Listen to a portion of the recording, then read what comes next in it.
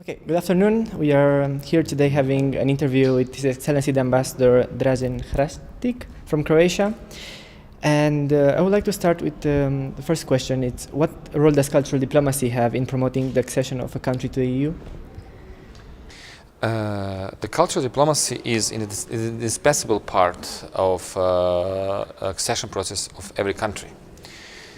It has not been always recognized, but it is extremely important that a new EU member state is recognized by other member states in all its specificities: culture, history, tradition, religion.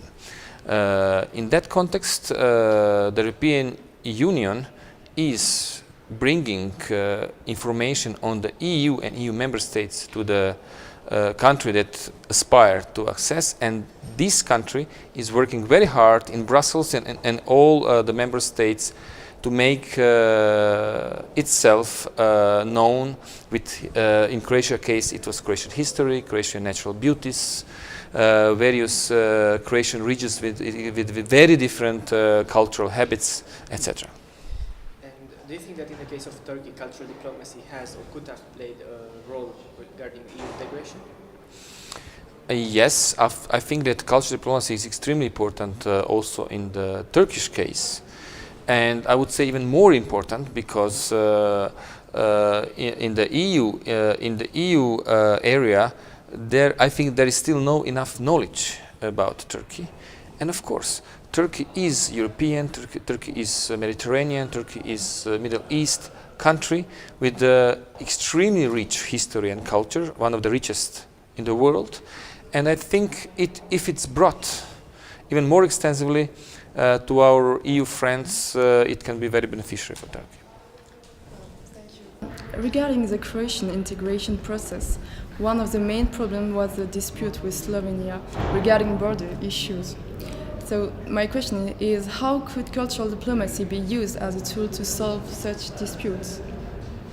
Of course, Croatia had a dispute with Slovenia, but I would not say it was one of the major disputes. We had a number of problems that were related to reforms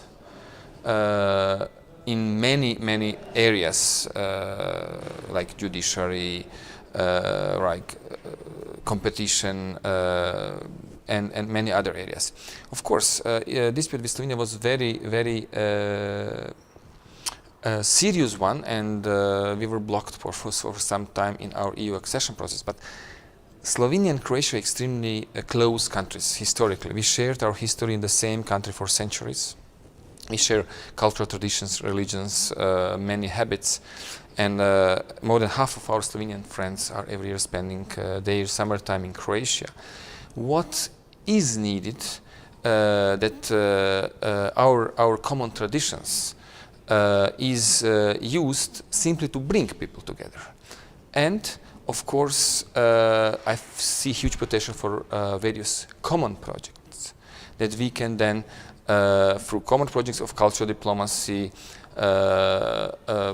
explain in other parts of Europe and the world our culture, history, and common values.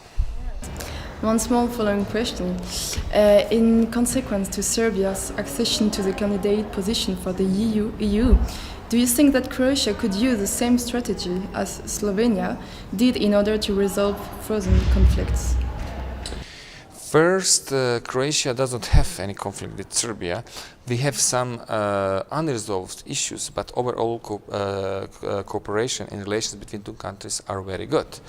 And all Croatian political actors, including Prime Minister, including President, including Prime Ministers, opposition leaders, etc., were clear in stating that Croatia will not block any Balkan, any Southeastern European countries in its efforts to become the EU member. In contrary, Croatia thinks that peace and durable peace and stability in the Balkans can be achieved only through the EU and NATO membership of those countries who would like to join.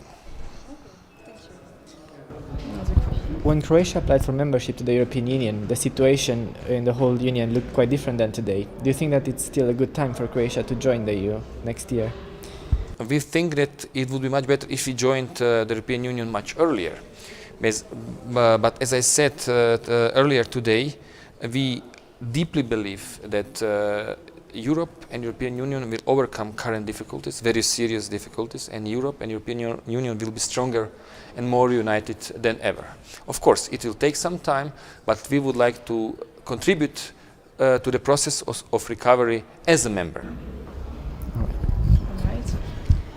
Another question from me. In your opinion, in what way can cultural diplomacy promote bilateral relations between neighboring countries?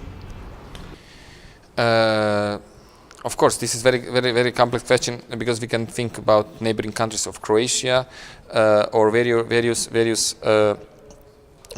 other areas. As far as the neighboring countries of Croatia, as I said, for Slovenia, this is also valid for all other neighboring countries. And I think, especially for younger generation, that is not always extremely focused on various cultural specificities of other ethnic group or the nation, we need it. And there are a number of projects, particularly initiated by Croatia, that we exchange various folklore groups, tradition groups, which has extremely positive feedback and even encourages similar efforts in other countries. How would you define the relationship between Croatia and Turkey? How would cultural diplomacy improve the existing connections between these two countries? Croatia and Turkey have excellent relations, excellent political relations, not as good economic cooperation because simply we did not have enough time to explore our possibilities of economic cooperation. And as far as cultural cooperation is concerned, there are a number of projects between two countries.